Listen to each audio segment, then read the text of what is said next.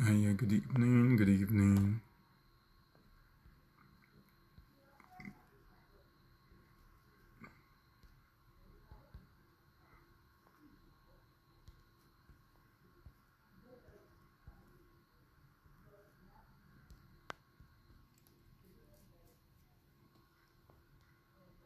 Good evening, good evening, good evening.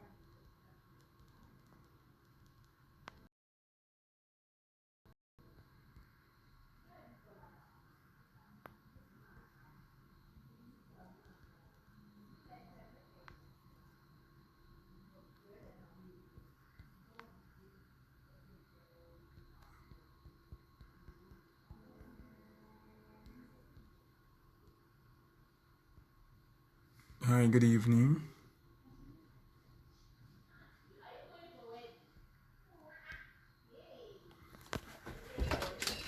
Trying to set up.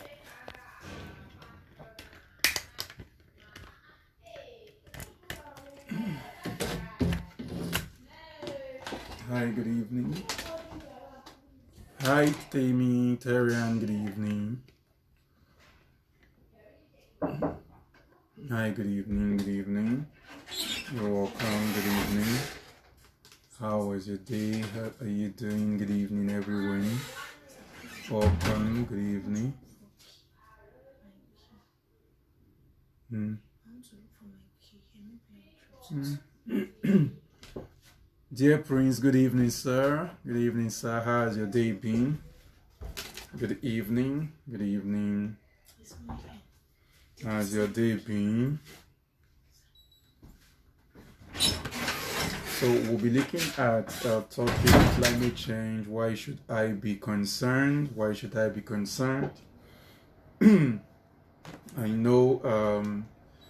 Good evening, Ferd. I know this is one of probably the most. I don't want to use the word boring, but it's one of the most boring topics to talk about because whenever it is discussed, it has too many scientific jargons around it that makes it sound like something that we should not be bothered about, something that does not really concern us, or something that is happening somewhere else or something. So even if we cannot finish the whole of the discussion today, we will start the conversation. We will start the conversation because so first is, what is climate change? What is climate change? Now, when it comes to the definition of climate change, one of the biggest issues I think I have seen over time is most definitions that exist for climate change kind of makes it come across like something that is still in the distant future, something that is scientific, something that is not real, something that you cannot feel yet. And because of that, it is not hard. Hi, Agbebirin, how you doing? So you realize that it is not hard for people to overlook it or downplay it, thinking it isn't an issue. It's something that might happen in 10, 20, 30 years, but not right now. Let's not be bothered. So I would want to talk about what is climate change. Now, it's important that when we say climate change, it's not something that happens within a short period of time. Rather, it's something that happens over a long period of time. So it's not about me saying, oh, the rain fell today or didn't fall tomorrow and all of that. Now, there are three main legs to climate change that we need to understand. Three main legs. So it's like a chair with four legs. Climate change has three legs. And these three different things play a role when it comes to what climate change is, when it comes to defining what climate change is. The number one is what is called, hi, good evening, thanks for joining. The number one is what is called global warming. Global warming. Now, to explain global warming, some of us have been to greenhouses before, and inside a greenhouse or a screenhouse, you would notice that there is a nylon usually at the top with nets by the sides. Now, naturally, mommy, good evening, ma. Pretty Miss Farmer, my mommy, good evening, ma. Now, I'm trying to wave back. I'm not sure why my wave is not working. Now, naturally, hot air stays at the top and cold air stays at the bottom.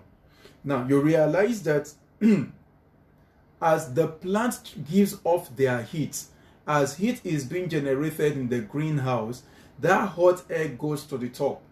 And because there is a nylon at the top inside a greenhouse or a greenhouse, the heat is not able to escape easily, especially when you're doing greenhouse in Nigeria. So you realize that when you enter inside a regular greenhouse in Nigeria, it is usually super hot in the afternoon because the heat has been locked in. The heat has been sealed in. So in simple terms, when we say greenhouse, we are talking about heat. We're talking about heat. Now, in the form of nature, there are a lot of things that gives off gases.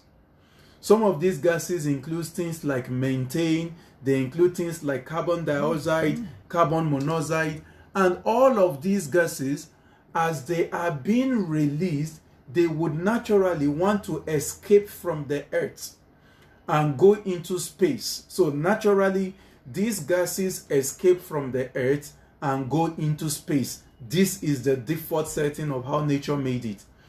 However, very important, however, when the concentration of these gases become too much, they can form what we call a blanket. So as they form a blanket, when heat is being formed, when heat is generated in any form, that heat wants to escape, but it cannot escape because now there is like a ceiling of gases. So normally heat is coming. When this gas was not there, the heat comes, escape to space. The heat comes, escape to space, the earth is cool. But as we produce more CO2, more methane, more fluoride, other gases and all of that, they form a blanket like this. And as they form a blanket, when heat is coming, the heat is not able to escape. So because of that, gradually there is an increasing temperature of the earth. An increasing temperature of the earth. Now, because this is not just happening in one place, that is why we call it global warming. Is the warming of the globe. And this warming of the globe does not bring out the same characteristics everywhere. This is the part that is very important. Hey, Pastor Barbara, good evening. So this warming of the globe does not come out with the same characteristics. From Phoebe, good evening. Not the same characteristics, meaning this global warming in some areas, it means that everywhere becomes too hot. Meanwhile, in other areas, it means that everywhere becomes too cold. So, while some are experiencing too much heat, some are experiencing too much cold. In other areas, Bola Makinde, how are you? How was your trip? In other areas, while some are experiencing flood, some are having desertification. So, this is the first leg of climate change. An increase in the temperature generally of the world or of the globe. The second leg is what we call the hydrological cycle, or in simple terms, water cycle. How water is formed, how water moves. Now, for this to make sense, the water cycle starts from the first point of water leaving the earth. Now, there are two ways that water can leave the earth. Two ways. The first way that water leaves the earth is through evaporation. So the water leaves the earth as liquid, but through evaporation it becomes gas. The second way that water leaves the earth is through transpiration. So transpiration is when plants lose their water from the opening of their stomata in the form of gas. So two ways the water leaves the earth. It is either living in the form of transpiration or in the form of evaporation. Either way, it is in the form of gas. When this water vapor gets to the gets to the sky, they come together because that place is cooler, it is colder. Because of the coldness of that place, these gaseous particles come together and do what we call condensation. They start condensing, what we will refer to as cloud. Let me explain, because somebody is thinking, are we really sure that water moves out from earth in form of gas? When you get something very cold from the fridge, maybe your drink, your food, anything very cold from the fridge, you realize that when you drop it on your countertop or anywhere for a while, you see gas coming out, like you see water molecules coming out from the body of your bottle. Now, the reason why that is happening is the water molecules that you see on the body of that cold thing is not from inside the container or the PET bottle or whatever bottle you are using. Rather, you realize that that is because as the gas around the atmosphere that is moving around hits that cold surface, they condense and become liquid. So same thing happens up there.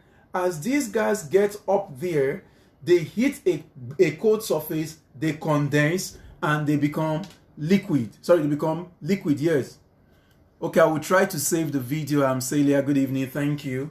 They become liquid, so we call that condensation. Now, the next step is when that cloud is filled up, we now have what is called precipitation. Precipitation is what some of us in Nigeria call rain. Now, if the temperature around that area, notice we are back to temperature. If the temperature around that area where we are is hot, that condensation that happened will come back as, or will fall in the form of rain. So if where I am, the temperature is hot, when not condensation, when precipitation happens, that is when rainfall, when the rain or the cloud is about to give up or give way, it comes down in form of rain. But if I am in a cold environment where the temperature is cold, there will still be precipitation, but the precipitation will come down in form of snow. So the difference between rain and snow is the temperature of that environment, which means if global warming is not properly taken care of, the first leg, it can change the occurrence of whether it is rain or it is snow. Now, once precipitation has occurred, the next thing, the next step in the hydrological cycle is what we call runoff. Runoff is as the water or snow hits the ground wherever they are, they try to run, they try to move. So we have runoff. Step number 5 is, as we have runoff, not all the waters will run towards a river body or somewhere. Instead, some of the water can now go to step 5 called percolation, where the water goes deep into the ground. I hope this makes sense. So we've talked about global warming where everywhere is getting hotter. Now we've talked about the water cycle. So somebody is thinking, how then does this affect climate change? Because I mean, it's just rainfall. Now, the impact is if the environment is getting warmer, if the environment is getting hotter, this means that some of the, not snow now, some of the ice that has been frozen. Now, let me quickly say this, that over 70% of the Earth's surface is, please, if you can still hear me, wave. I'm not sure what's happening. Please wave if you can still hear me. I'm not sure. Just say hello, hi if you can hear me. I'm not sure if my network disappeared or something. Let me see.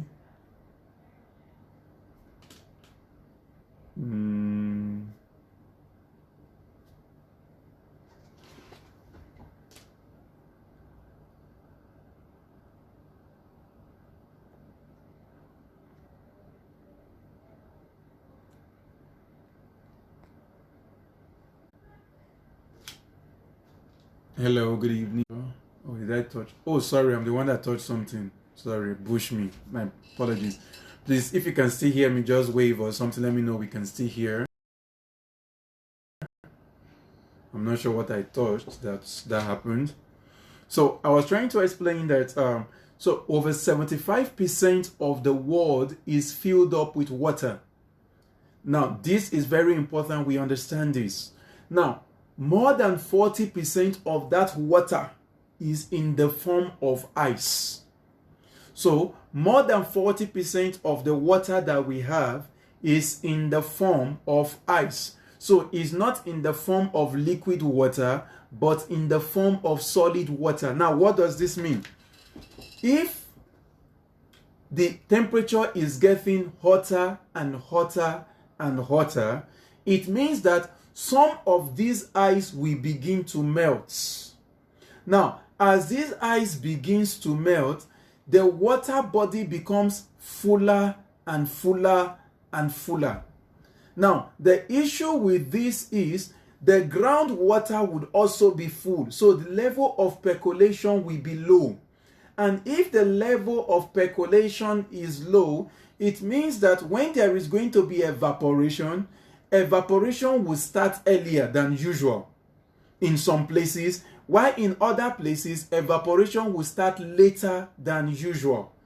And what this essentially means is because the groundwater is the percolation, that is, the water inside the ground is already filled up, when rain begins to fall, some of the water that is supposed to go underground cannot go underground. Hello, Uncle Sam. Good evening, sir. Cannot go underground because the groundwater is filled up. So we are going to experience what is called flooding. I want us to see the relationship, but we'll come back there. We'll still come back here. The third leg of climate change is ocean current change. Now, if you've ever been to around a bar beach or to any river body or anything, you will notice that there is a current, there is a way the water flows naturally. There is a pattern the water flows. Now, the way your water flows is guided by two major things. Number one is the salinity of the water, the salt level of the water, salinity. Number two is the density of the water. The density of the water. So, density and salinity plays a huge role in how the water moves.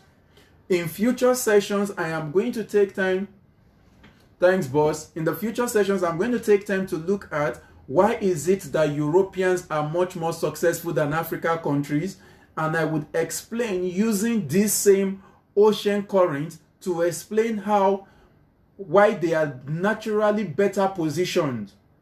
But that's a whole discussion for another day. But you can Google it, how the ocean current has led to, hello Millionaire Farm, Mr. Christian, good evening, has led to the faster civilization and prosperity of the Western world. I'll discuss that someday in the future. But for today's discussion, two things are responsible for how the water moves. Sissy Blaze, good evening. Two things we said. Number one is the density of water. Number two is the salinity of water. Now, naturally, your cold water is heavier or denser than your warm water. So, naturally, in a river, the hot water stays at the top, the cold water stays at the bottom. Now, for anybody that knows how to swim, you would agree that when you get into your swimming pool, the top of the water might be hot, but as you go towards the bottom, it becomes cooler and cooler. It becomes cooler. Yes, boss, well done, sir. It becomes cooler at the bottom of the water.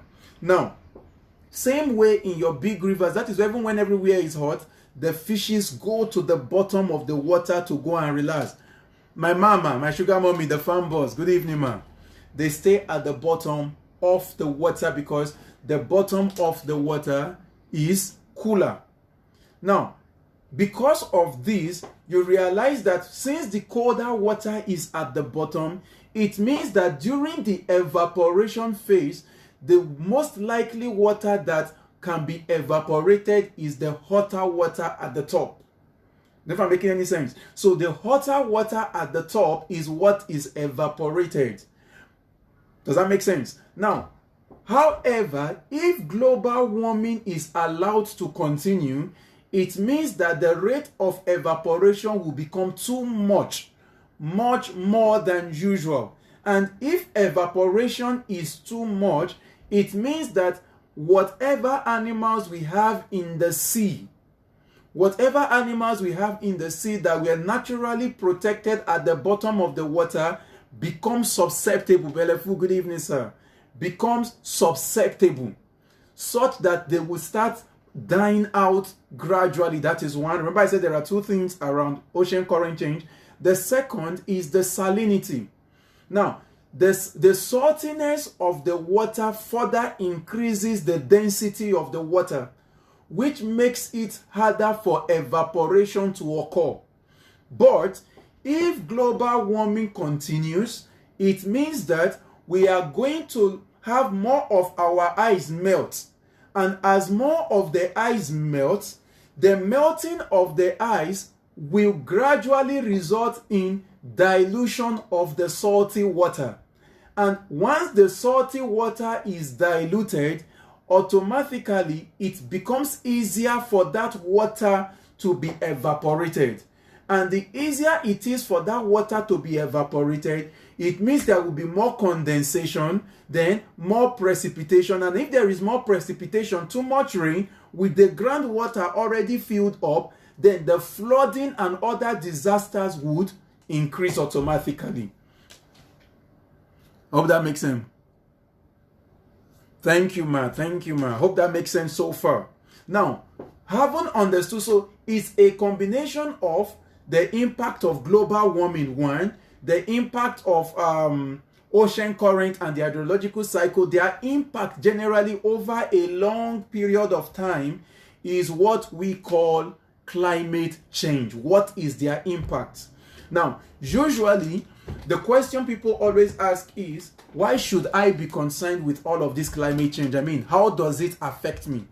So, we are going to look at 10 ways. Thank you so much, James Organic Farm TV.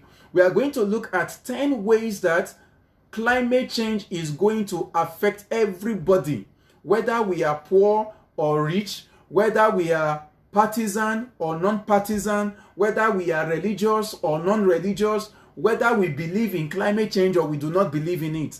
How does climate change affect us? Or how is it going to affect us? I was reading listening to John Oliver a few months back, where he talked about the fact that there are even fears now that the impact of climate change can be felt as in the irreversible impact. So not just the impact, but there is the irreversible, which means this one that cannot be reversed as early as 2040 if nothing is done. And unfortunately, a whole lot of activities that we take part in are not climate smart. Hi, Kit Noggs, good evening. So the number one impact of climate change on everybody is damage to properties. Damage to properties. Now, I mean, I'm guys in Lagos, I'm sure you already understand this. I gave an example of the global warming. The oceans are filling up more because the ices are melting. And if the ice is melting more, it means that we are going to have more flood, because there is more water that's supposed to be contained in vessels of ice. Water that's supposed to be locked down during percolation now will all be released in the form of flood, because the soil has the capacity to what it can withhold. And because of that, we are going to have houses being damaged. We are going to have this salted water with all the whole contamination hitting our cars being damaged. It means that for lack of a better word, shelf life, pardon me, I'm calling it shelf life because I'm a farmer and I'm always used to talking about crops and shelf life. But the durability of that building becomes reduced. So a building that you are constructing that's supposed to last 50 years, 60 years, may now only last 20 years. And that is if you are lucky that flood does not help you do house relocation by moving the house from one place to another. You now have houses that will now be called, these are houses in areas that are prone to flooding, or houses in areas that are prone to heavy winds. Because you realize that one of the things that would also happen, like we are having in the north, is a whole lot of desertification. And with the trees that are going off, it means that more houses or anything you put in that place, because the trees are supposed to serve as windbreakers, and because they are not there to break the wind, it means the full intensity of the wind will now use your houses and properties as windbreakers. So we have high damage to properties. Electric poles in places like our country where we have electric poles stand. Okay, sorry, I don't know what happened. It went live video paused. My apologies. Thank you everyone for joining. Vein Wellness, thank you for joining. Good evening. So number one is damage to properties. And what does this, is if you can hear me confirm, I'm not sure what's happening with my network. So number two, so I said number one is damage to homes.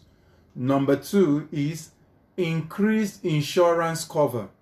Because if our properties are going to be fluctuating, so increased insurance cover, we are going to be paying more in insurance.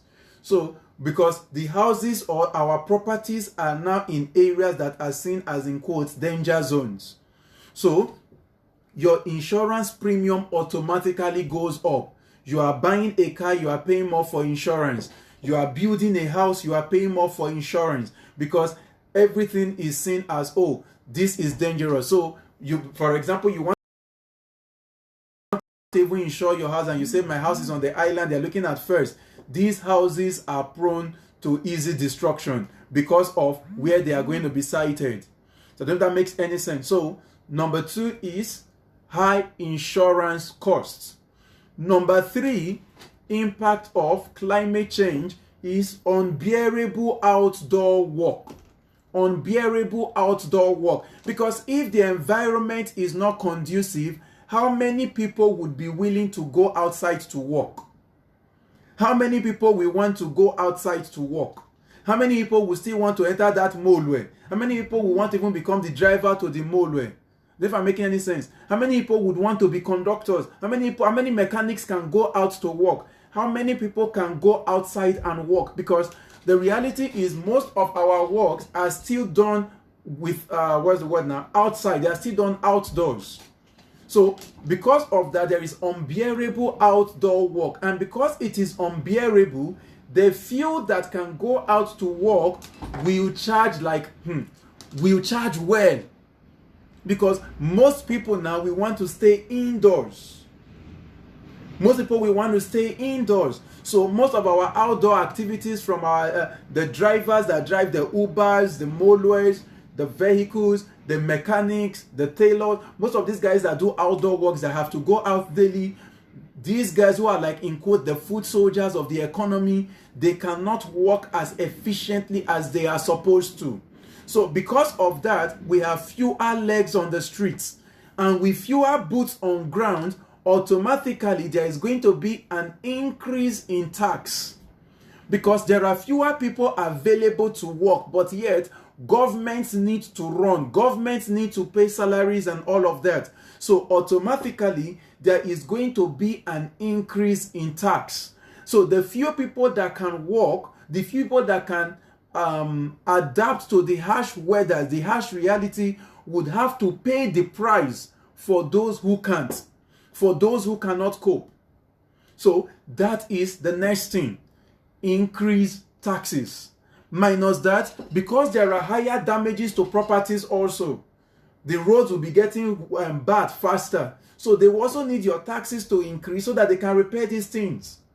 The next thing is there will be increased electric bill. Call it whether money to PACN or money for generator fuel or whatever. Because you realize that because outside is becoming unbearable, some people will want to make most of their works to go remotely, to work online.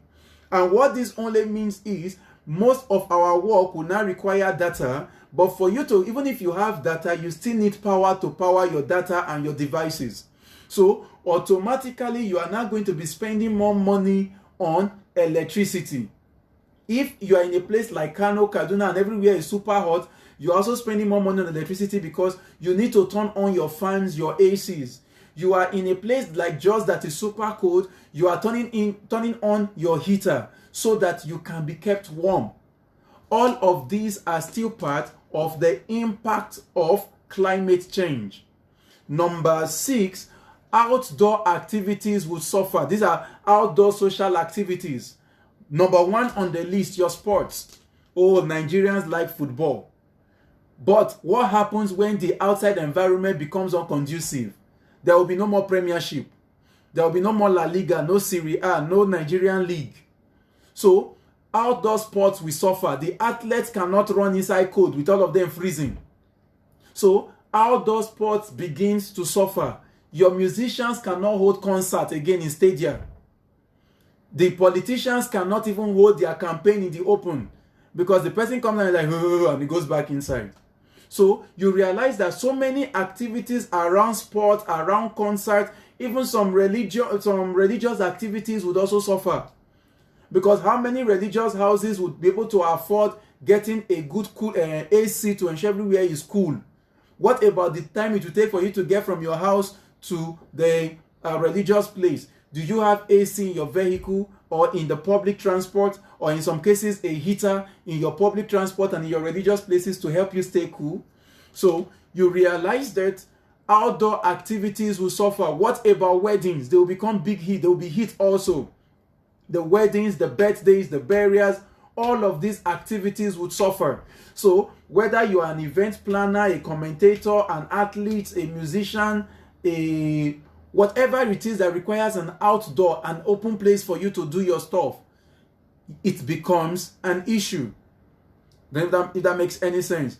The next thing that would also suffer is travels, whether travel for tourism, travel for whatever it is, it would suffer because if the environment is not comfortable, if it is not conducive, you realize that you cannot just pick up your bag and say, I want to fly. Fly to where? Where are you going to?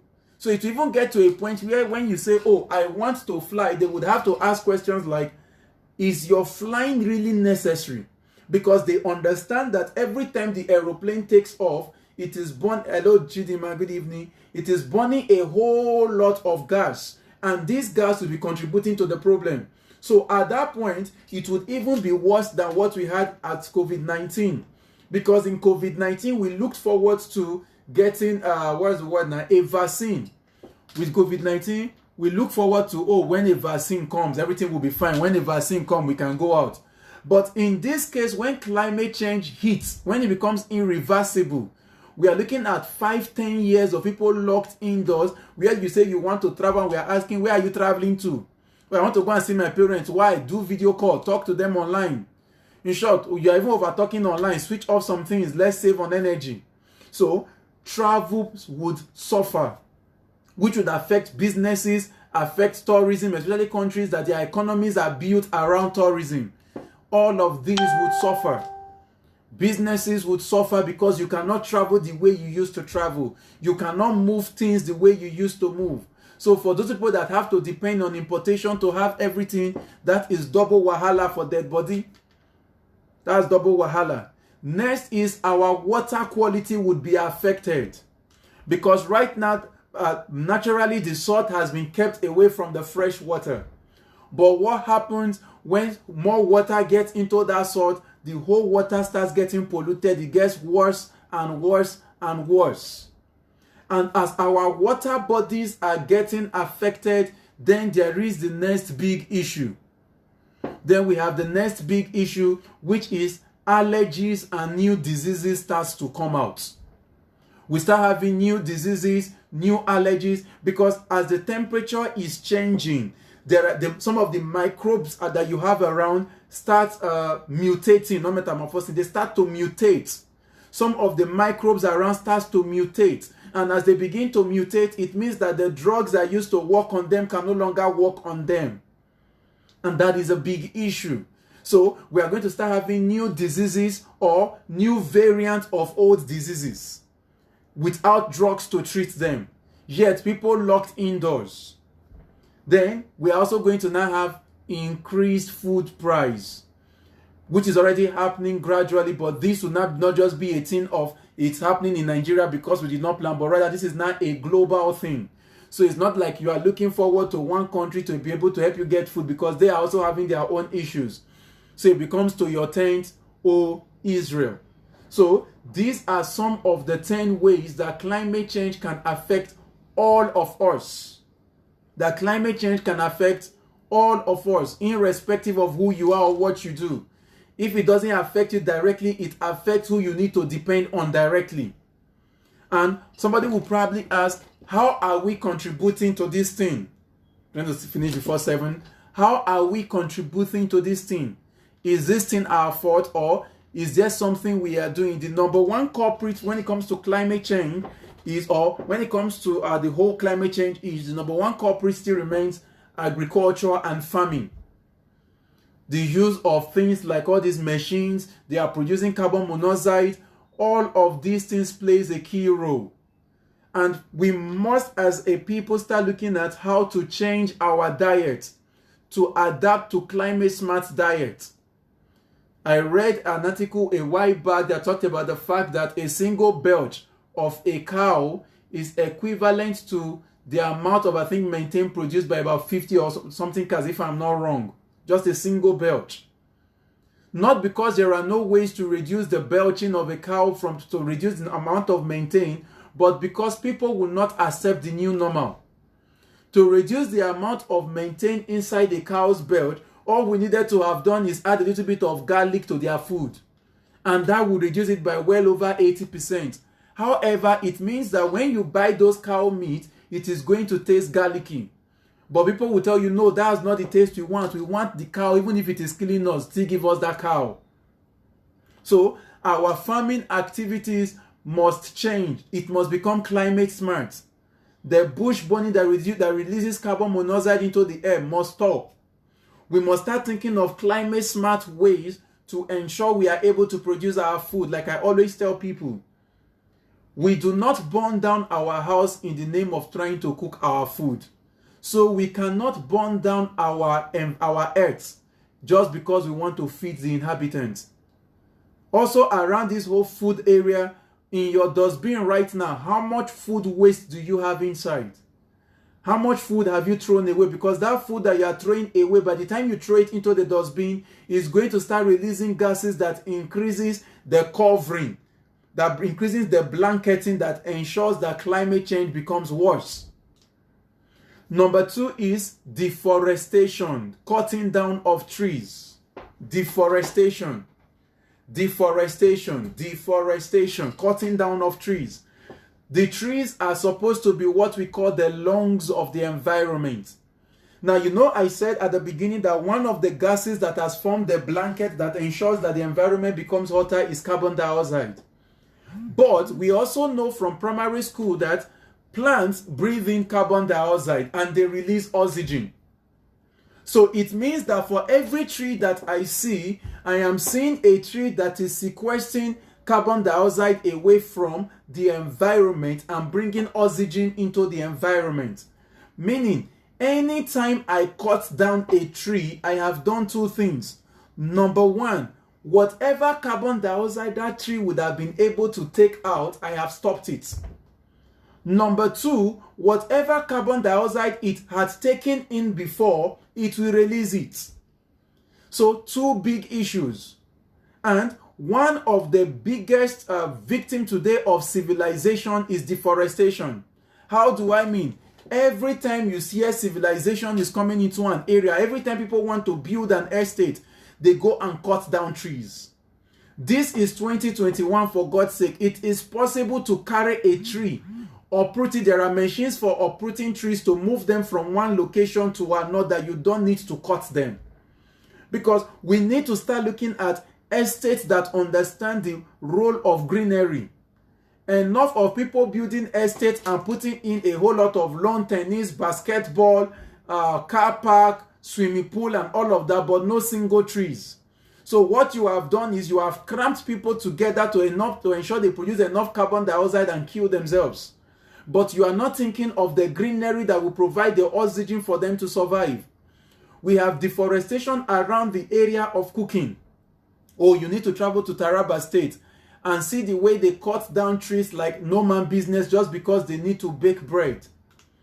We need to find better ways to ensure that our trees are preserved, because these are the lungs of the earth. And finally, the burning of fossil fuels, from whether you call them kerosene, fuel, diesel, whatever fuels that we are burning. All of these guys, as you burn them, they produce carbon monoxide that gets the environment worse. All of these things are contributing to climate change. All of these things are contributing to climate change. So that is the end of my long talk. I hope we learned a thing or two. I don't know if there is any question, but the reality is everybody has a role to play to ensure that we stop the impact of climate change. We can start with something simple. It doesn't have to be super complex. We can start with something very simple. Number one, don't throw away food. Don't waste food. It starts that simple. Number two, let's go for reusable plastics. As much as we can, reusable plastics. One of the biggest, as far as I'm concerned, one of the biggest sinners when it comes to waste, food wastage, use of single-use plastics and all of that are parties. You go to a party, you can actually literally count how much food is being thrown away. And there is this very disgusting habit of people collect food that they know they cannot finish, but just because they want to take meat, they collect the food, take out a piece of meat and throw out the rest. I mean, it's appalling. It's appalling, really. It's super appalling. So I don't know if anybody has any question around what we talked about. Any question? We'll just answer that before I say good night. And thank you for listening. Before I say good night and thank you for listening. Thank you for listening. It's a pleasure to have had you here. Mubarak, thank you, sir. Faede, thank you. Official Mamoski, thank you. Everybody still online. Thank you for joining. Let's share the message. Let's let people know that, hey, Mama. Mr. Larry, thank you for joining, sir, for staying to the end. Mr. Sam, Uncle Sam. Good evening, sir. How's work today? I'm calling you. How are my clients? Iyawu, how are you? Santia Ferris, thank you so much. Oraifo, good evening, ma. Thank you so much for joining. Dorganic Gardens, thank you for joining. Official Mamoskit, thank you, sir. Mubarak, thank you. Faede, Faidat, thank you. Daford, Fashola, Joseph, Olamide, thank you for joining. Hope it was worth it. Thank you. So please, let's share, let's tell people we all have a role to play. Let's be responsible citizens. I always say, one of my friends, Sikan Usanga, would say, it is irresponsible for you to take nylon and throw it on the street and start asking why is the government not picking it up. The responsible thing is you don't litter the streets. Have a place where you throw in your plastics so that they can help recycle it. Have a great evening, everyone. Thank you for joining.